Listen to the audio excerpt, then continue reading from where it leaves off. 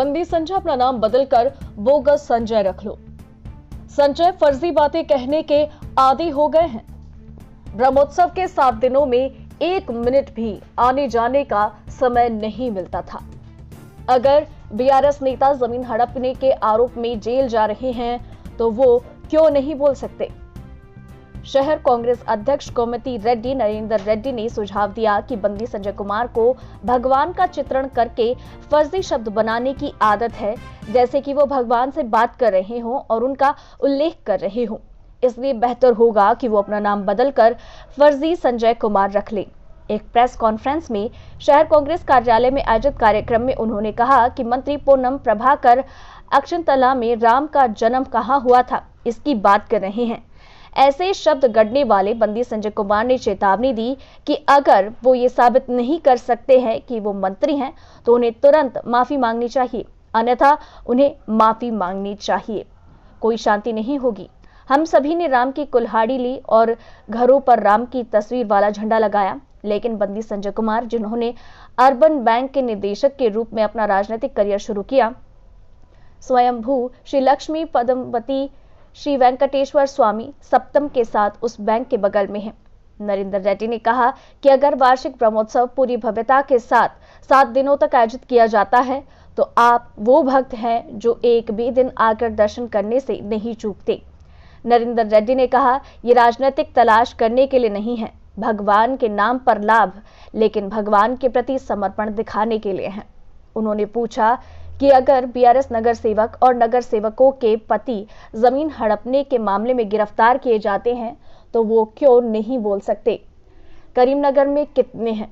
नरेंद्र रेड्डी ने कहा कि आप जो एक दिन भी नहीं बोले हैं, गंगुला कमलाकर के साथ काले सौदे के हिस्से के रूप में वो आगामी संसद चुनाव में वोट मांगने के हकदार नहीं हैं, भले ही अवैध जब्ती हुई हो।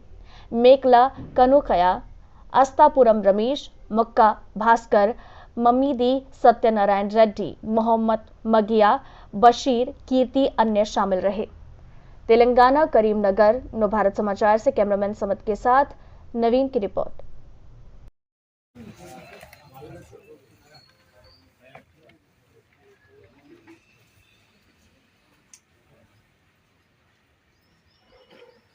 కరీంనగర్ పార్లమెంట్ సభ్యుడు ఆయన ఇంటి పేరు మార్చుకుంటే మంచిదేమో అని అనిపిస్తూ ఉంది. ఎందుకంటే ఆయనే బోగస్ మాటలు మాట్లాడుకుంటున్నారు. దేవుని విషయంలో కూడా బోగస్ ముచ్చట చెప్తుండు కాబట్టి ఆయన బండి సంజయ్ పేరును బోగస్ సంజయ్గా మార్చుకుంటే ఆయన కరెక్ట్ సరిపోతుందని చెప్పి చెప్తా ఉన్నాను. అనని మాటలు అన్నట్టు గత 5 సంవత్సరాలుగా అసమర్థ ఎంపీగా ఉండి మంత్రి పొన్నం ప్రభాకర్ గారు అనని మాటలను అన్నట్టుగా ప్రచారం చేసుకుంటూ మాట్లాడుకుంటూ ఇలా బోగస్ బండి సంజయ్గా మారిపోయిందని చెప్పి చెప్తా ఉన్నాను. ముఖ్యంగా ఆ సబ్జెక్ట్ నేను తర్వాత మాట్లాడతా. ముఖ్యంగా రాముని అక్షంతలకు సంబంధించి, అయోధ్యకు సంబంధించిన అక్షంతలు మా అందరి ఇళ్ళ కూడా తీసుకొస్తే మేము వాటిని భక్తితో మా కుటుంబ సభ్యులం అంతా కూడా తీసుకొని అదేవిధంగా రాముని జెండాతో కుట్టినటువంటి రాముని ఫోటోను కూడా మా అందరి ఇళ్లలో పెట్టుకోవడం జరిగింది. ఎందుకంటే మేము భక్తులం కాబట్టి మేము అన్ని కులాలు మతాలు వారి నమ్మకాల మేరకు మేము పూజిస్తూ ఉంటాం.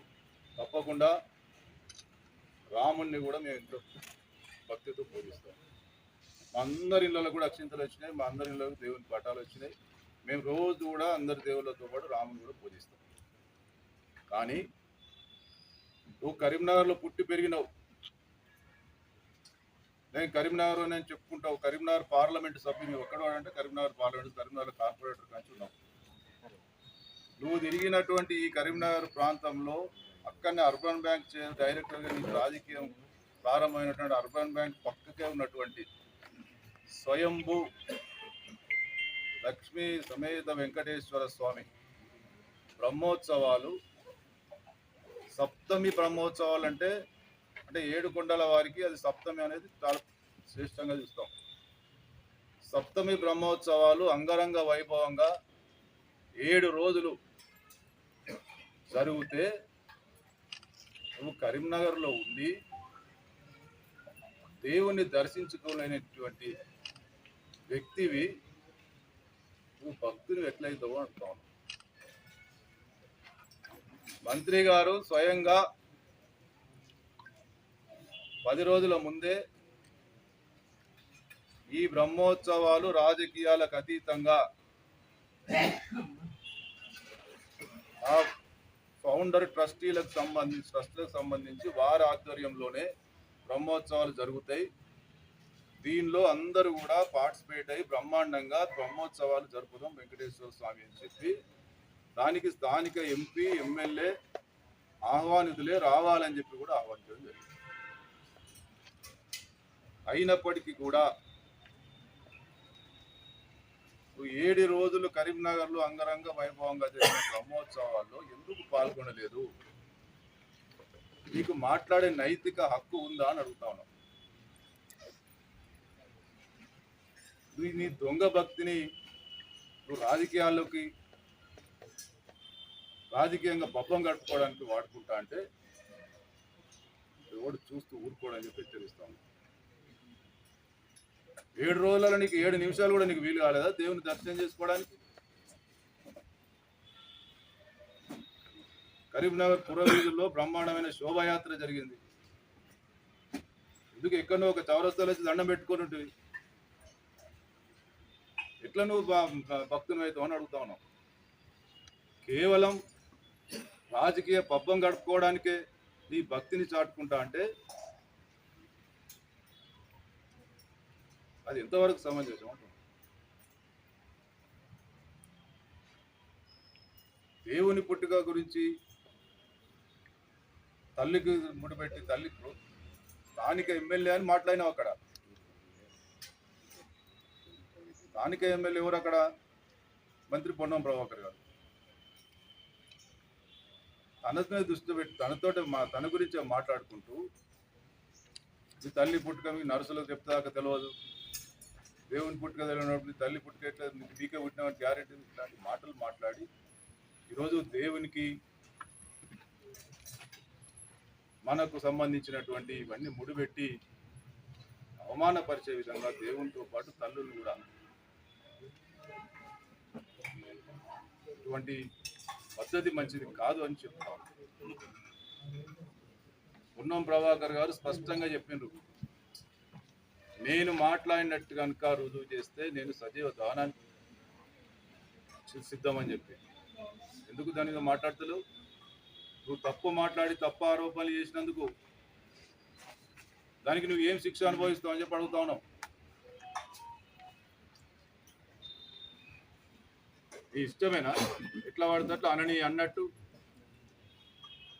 దానికి మళ్ళీ దేవునితో ముడిపెట్టడం? దయచేసి ప్రజలు గమనించాలనుకుంటుంది, ఈ దొంగ భక్తుని